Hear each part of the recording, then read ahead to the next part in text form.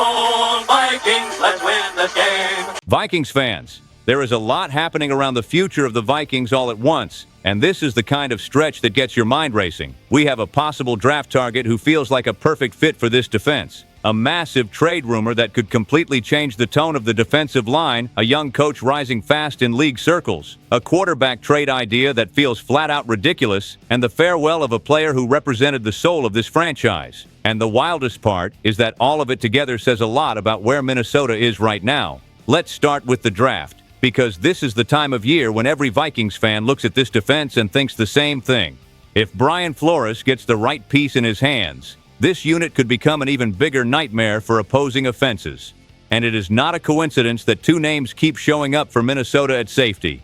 Emmanuel McNeil-Warren from Toledo and Dylan Thieneman from Oregon are both being tied to the Vikings by different analysts, and both come with very strong cases, but they get there in very different ways, and that is what makes this so interesting. With McNeil-Warren, the first thing that jumps out is the size. The guy is nearly 6'4", plays with absurd range, arrives with force, and has that kind of presence that shows up immediately on film. He is not the type of player you have to hunt for. He takes over the screen, and when several analysts start using terms like enforcer, physical, aggressive, and dominant near the line of scrimmage, you understand why so many people think he would fit instantly in a Brian Flores defense. Flores loves versatility, loves disguise, and loves players who can intimidate over the middle. McNeil-Warren looks like he has a lot of that. What really stands out to me, though, is that he is not just a big hitter. The athletic numbers showed good speed, solid explosion, and enough mobility to close space in a hurry. So we are not talking about a big safety who only knows how to crash into people. We are talking about someone who can help against the run, patrol underneath zones, and still react aggressively when the ball comes out. That is extremely valuable. And when coaches and analysts use words like different and say he jumps off the tape, I pay attention. That language does not show up by accident. Then you have Dylan Thieneman, and the whole conversation shifts. If McNeil-Warren stands out because of frame and physical presence, Thieneman stands out because of range, fluidity, and intelligence. The guy flew at the combine. He ran like a corner, showed elite explosion, and also brings real production on the field to back up the profile of a complete player. What gets me excited about Thieneman is how reliable he sounds. That is the kind of trait that does not always show up in a highlight clip, but it matters for good teams. You want a safety who sees the play develop and reacts without hesitation. You want a guy who closes on screens, reads the quarterback, takes the right angle, and does not miss open field tackles. Everything the analysts are saying points in that direction. That is why so many people have already started connecting him to the tradition of that position in Minnesota. If you ask me today which one feels more like a Viking, I would say it depends on what this staff wants to prioritize. If the goal is more violence, more length, and more physical authority near the line, McNeil-Warren makes a ton of sense. If the goal is a safety with elite movement, clean instincts, and true do-it-all value, then Thieneman screams Minnesota. And I'll tell you this right now, that debate is only getting started. And once we move from the draft to the defensive line, the weight of the next story gets even bigger. Now the conversation jumps to another level because there is a speculative proposal out there involving Dexter Lawrence and the Vikings. And when a name like that shows up on Minnesota's radar, even in a creative trade idea, you do not just brush it off. You stop and think about the impact. We are talking about a defensive tackle who at his best changes games from the inside. He is not just strong, he collapses pockets, eats double teams, caves in the middle of the line, and changes the way offenses call a game. That is not a minor detail. That reshapes a defense. The proposal tries to balance risk through future conditions. Minnesota would get Lawrence and a fourth-round pick in 2026, while the Giants would receive a third-rounder and another conditional pick in 2027 that could rise depending on performance, all-pro honors, and sack totals. In theory, it is the kind of structure that protects the Vikings if Lawrence does not fully bounce back. And I get the logic, because if you look at it cold, his most recent season was disappointing in sack production. But there is another side to that. A player like this, in the right environment, can change everything.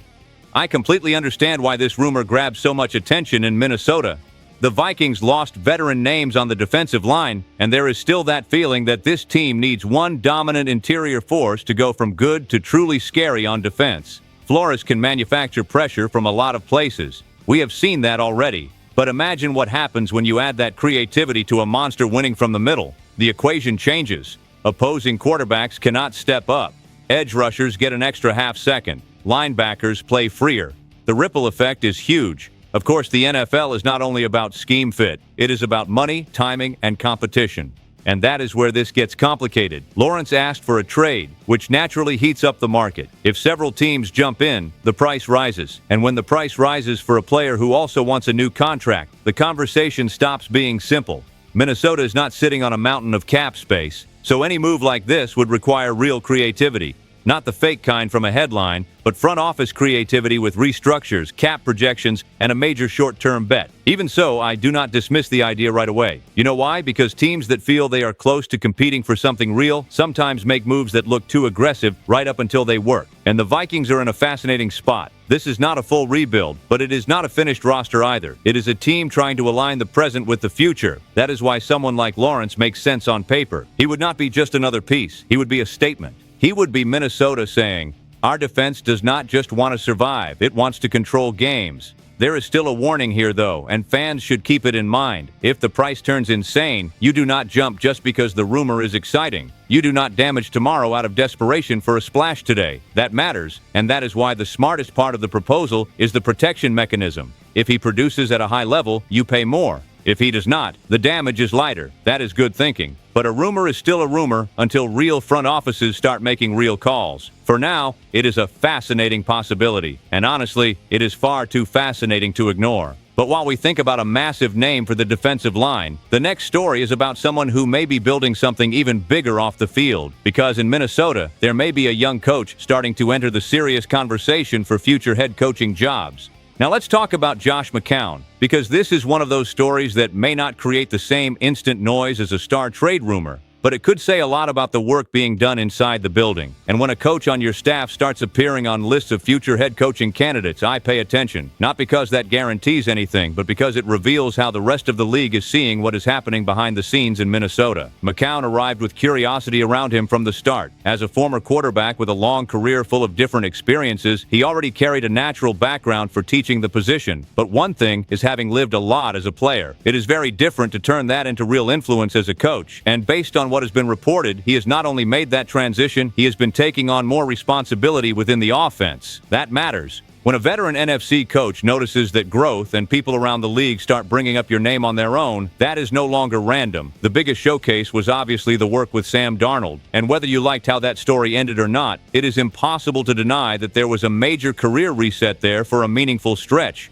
Darnold produced. He won games. He looked functional at a high level again. That helps any quarterback's coach build credibility. And when that coach works next to Kevin O'Connell, who already has a strong offensive reputation, outside observers naturally start asking who is doing what inside that room. If McCown is truly handling more responsibility, then of course he starts climbing on those future coach lists. Now, the story is not perfect, and that has to be said too. The piece reminds us that the development with younger quarterbacks does not look nearly as settled. J.J. McCarthy has had highs and lows. Max Brosmer has not become a clear answer either, so I do not think it is fair to paint McCown as some finished genius. There is still growth ahead. There is still proof to deliver, but honestly, that may be what makes the story even more interesting. The league does not always look only for a flawless resume. Sometimes it looks for presence, command, teaching ability, and leadership in the room. And in those areas, McCown seems to be earning real respect. The promotion to offensive passing game coordinator, while keeping the quarterback's coach title, also did not happen by accident. That signals internal trust. It shows that O'Connell sees growing value in what McCown is doing. And when a respected head coach starts expanding a young assistant's role, other teams notice. Nobody wants to be the last team to interview the next rising name. That is how the NFL works. You can spend years under the radar, and then one good cycle suddenly puts your name into every future vacancy discussion. I also think his playing career helps shape the perception.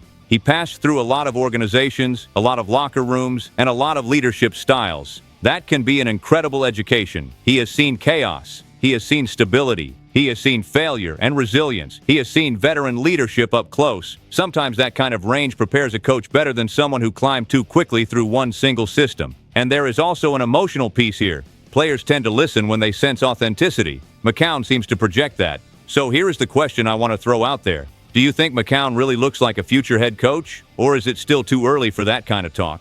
I can see the argument both ways. But one thing feels undeniable. When the league starts looking at your coaching staff, it usually means something good is happening. And in the case of the Vikings, that perception gets even more interesting when the next story circles right back to the quarterback position that is supposed to define the future. And this is where we get into one of the strangest ideas from the entire batch today, because someone floated a trade concept involving Mac Jones and J.J. McCarthy, with the Niners receiving McCarthy and the Vikings getting Jones plus a pick adjustment. Honestly, this is the kind of proposal that makes me lean forward and ask one simple question. Who exactly wins here? Because the more you pull the logic apart, the weaker the structure starts to feel. The core argument is that San Francisco might view McCarthy as a reclamation project, while Minnesota would get a more established quarterback as an immediate backup or alternative. On the surface, somebody could say there is at least some contract logic there, since McCarthy would still have more time left on a rookie deal. But in the real world, that is not enough. Quarterbacks are not moved around like this just because the framework is interesting on paper, especially when one team has already made it pretty clear through both price and public tone that it does not really want to move its backup. That part matters a lot. Mac Jones reportedly held things together in a delicate stretch and helped keep the Niners competitive while Brock Purdy recovered. That alone raises his value inside the building. A contender does not casually move a trusted backup just because someone online came up with a creative scenario. And if the asking price for Jones was described as astronomical by people around the league, that almost screams that San Francisco is not trying to sell. It is trying to discourage calls. That changes the whole conversation. From the Vikings side, the proposal also feels shaky, because if you move on from McCarthy now, you would be admitting two very heavy things at the same time. First, that the development plan failed much earlier than expected. Second, that it makes more sense to pivot toward Mac Jones than to keep investing in the quarterback you drafted high. That is a massive admission, and I just do not see Minnesota getting there that easily. There can be frustration, there can be uncertainty, but that is very different from bailing on the plan this early for a trade that does not really solve the long-term ceiling of the position. There is something else too. Even when the write-up tries to justify the idea by saying Shanahan might enjoy fixing former high picks, the argument weakens itself if the same evaluation of McCarthy is so negative. Because if the belief is that he was a bad prospect and has already shown bad signs, then why would the Niners give up a functional backup to take on that risk?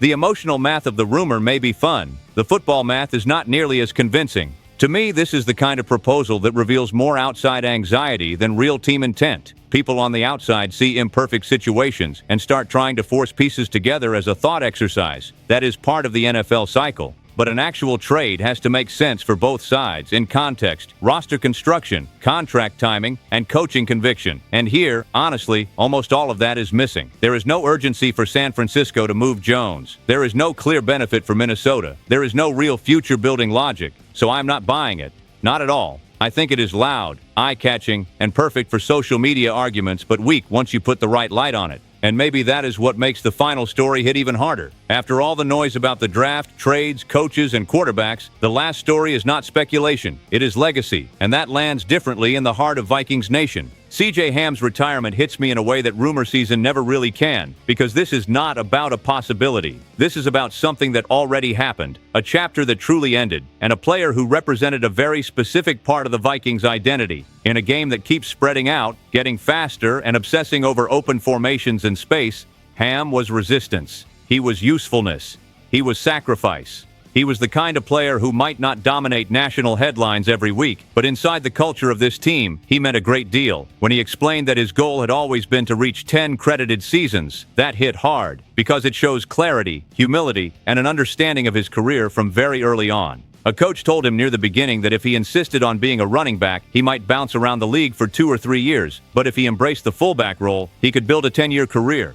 And that is exactly what he did. He did not just accept the change. He turned the change into a legacy. That is rare. It takes a controlled ego, a clear view of reality, and a real love for the hard work. And look at what it became. 10 seasons, all with the same team. In an era when players move constantly, when rosters turn over fast, and when the fullback position has almost disappeared, C.J. Ham stayed planted in Minnesota and became a symbol of consistency. He did not miss time for nothing. He did the dirty work. He played special teams, he led the locker room, he wore the captain label, and he carried that extra layer of meaning as someone deeply connected to the team's local identity. That kind of player helps define a franchise's soul, even when the stat sheet does not tell the full story. And the stats really do undersell him. 800 total yards and 8 touchdowns do not capture the value. The real value was in the unglamorous snaps, the block that opens the lane, the collision on special teams. The leadership in the room, the trust coaches and teammates had in him. That is exactly the kind of thing Sharp fans respect.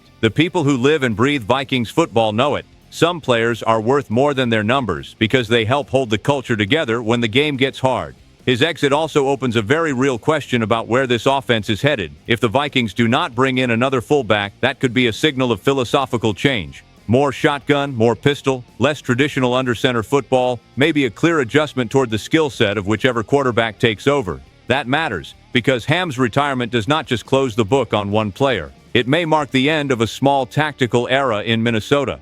And when one player so fully embodies an old-school role, his departure often carries the departure of that football style with him. That is why this story grows on me the more I think about it. It starts as an individual tribute, but it ends as a portrait of a franchise in transition. Ham walked away on his own terms, exactly when he planned to, after reaching a goal he had set years ago. That is beautiful, and at the same time, it leaves the fan base looking ahead, trying to figure out what parts of the old Vikings are still here, and what is already changing right in front of us. After everything we talked about today, that may be the strongest reflection of all. At the end of the day, these stories show a Vikings team living through a defining moment. There is the search for young defensive talent, the temptation of an aggressive move on the market, a rising coach gaining real respect, noise around the most sensitive position on the roster, and the departure of a player who symbolized the identity of the team. That does not feel like a quiet phase. That feels like a true crossroads. So let me ask you one last time. Which one of these stories says the most about Minnesota's future to you? I really want to read your take in the comments. Stay tuned. SKOL Vikings. Let's go.